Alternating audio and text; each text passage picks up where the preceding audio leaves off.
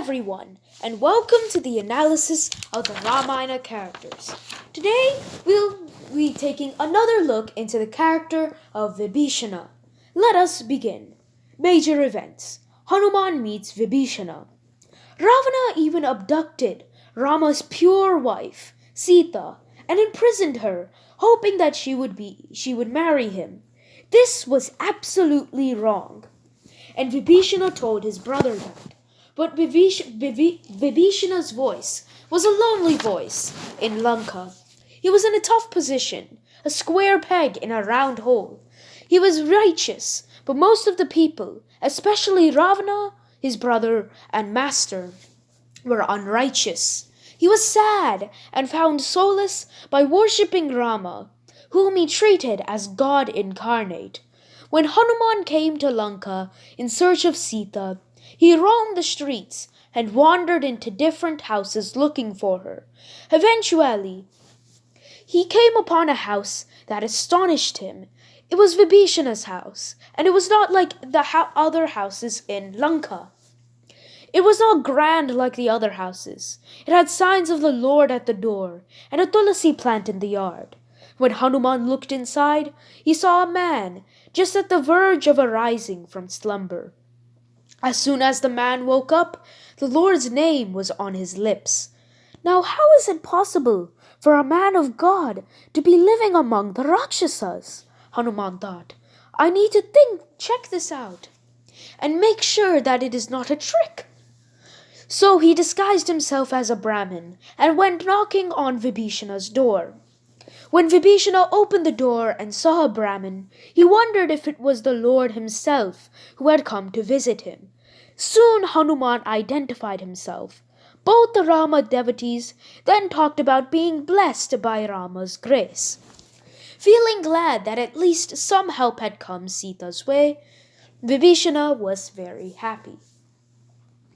Hanuman met Sita and then decided to teach Ravana a lesson. He wanted to do something that would be an indication of Rama's strength, something that would make Ravana think twice about imprisoning Sita. So, Hanuman started trashing the Ashokavana, the place where Sita stayed.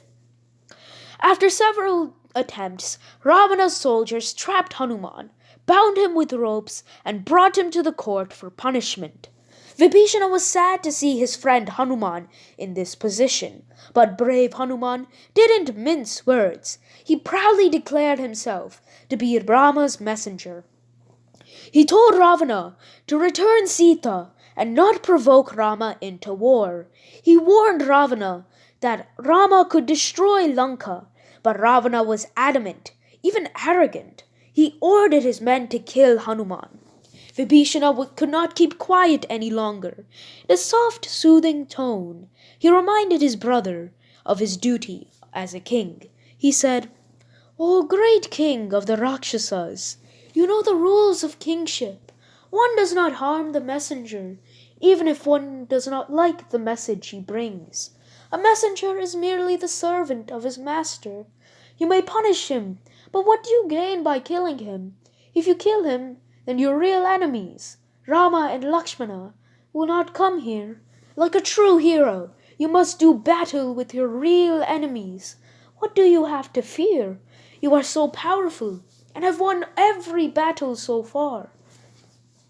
This cleverly worded speech served its intended purpose. It pacified Ravana's anger and saved Hanuman's life.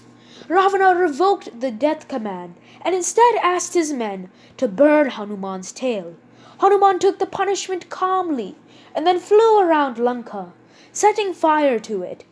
He went back to Rama, well and alive, and conveyed the glad news about Sita's whereabouts. He was also able to tell Rama about Ravana, Lanka, and Vibhishana. But Lanka was burning. Ravana was disturbed. Would Rama really bring his end? If Rama's messenger could cause this kind of harm, what would Rama do? But then would Rama even be able to cross the ocean and come to Lanka? Would he be able to defeat him in war, even if he came? Ravana didn't think this was possible. He discussed the turn of events in his court. His sons and his ministers reassured him of his invincibility.